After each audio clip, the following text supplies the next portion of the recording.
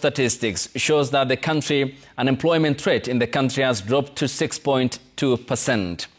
The report highlights that agriculture, forestry and fishing have become the second largest private sector employers, generating over 300,000 jobs. As the nation reflects on the gains made through a devolution that's now being held, its conference held in Homa Bay County, which is set to showcase its strengths in agriculture and the blue economy, contributing to the country's food security. Here is Laura Otieno with that report. Every week, Eric Mboya gathers his peers for their debrief. Today, they review their sales, celebrating a sharp rise in business over the past few days. Just a meter away, a thick mat of green algae floats on a makeshift pond. For the past 3 years, Eric has been leading a group of young people under the Kenabu CBO, pioneering the cultivation of azolla, a nutrient-rich feed for animals. Grow very fast. Ukieka kwa pond, like 3-4 days, you can do harvesting of azolla. 3-4 days, just imagine you are doing your harvesting. But to us, we put our ponds, we organize our ponds in a strategic way where that each and every day in a week we harvest 1 pond. Changamoto yenye inakuwa like kama unafanya hii ya agriculture na sasa kwa business part inakuwa challenging sababu kama una like hauna hiyo knowledge, una records, yani wewe hujui umeuza mboga kiasi gani, wewe uko tu wewe unauza uko na pesa.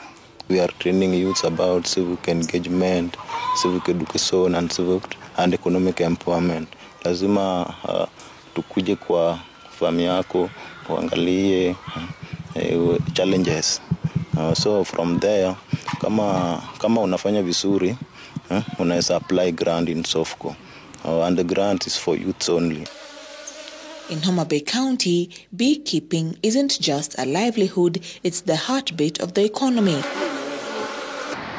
According to the county government, 74% of the labor force is involved in agriculture, contributing nearly a quarter of the county's GDP. Alongside thriving crops like pineapples and sweet potatoes, the county is now inviting investors to the Riwa Industrial Park to boost value addition and transform raw produce into market-ready goods. We are in the process of setting up in Kabondo, Kasipul, a warehouse to aggregate the sweet potatoes, as well as to do sweet potato pelleting. We have also discussed with some private sector partners, Transara, who want sweet potato pellets for purposes of manufacturing of animal feeds. So we are going to do sweet potato pelleting in this coming financial year. That's the plan that we have. The devolved unit is also tapping into the edible oil value chain, focusing on crops like sunflower, palm oil and soybeans. What we want to do is to get more private sector partnerships, mobilize our farmers, so that our farmers produce, provide, and then the private sector helps us as far as value addition is concerned, because that is their business. They know how to do it better. With the largest portion of Lake Victoria lying within its borders, Homa Bay's fisherfolk are embracing sustainable fishing practices. The county is estimated to produce around 53,000 metric tons of fish annually, positioning it as a key hub for fish processing in the region. Because you see, when now fish go out to Uganda in large quantities, imagine if that fish was processed in Homa Bay, how many young Kenyans would be getting opportunities to get livelihood from employment that would be created by those. What if the government would intervene and reduce the cost of power to the fishing factories so that they are able to uptake all the fish that you are getting here?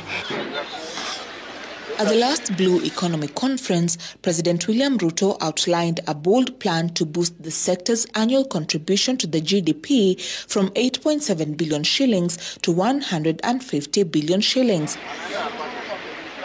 Stakeholders now calling for coordinated efforts to ensure these ambitious targets are achieved. Look at what I've talked about, how we can conserve our shorelines to attract investment into the hospitality industry. Now, you look at all this, you look at sand, look at all the minerals that you can get out of the blue economy. And we can say there is vast potential. The only thing remaining is to work together with the technocrats, identify areas which can bring us money and areas that can improve this economy. Homa Bay, like the rest of the counties that host Lake Victoria, is known for its prospects in the blue economy. However, agribusiness is emerging as a major front in tackling the youth unemployment crisis, not only for the young people within this county, but for the region at large. Laura Otieno, Citizen TV, in Homa Bay.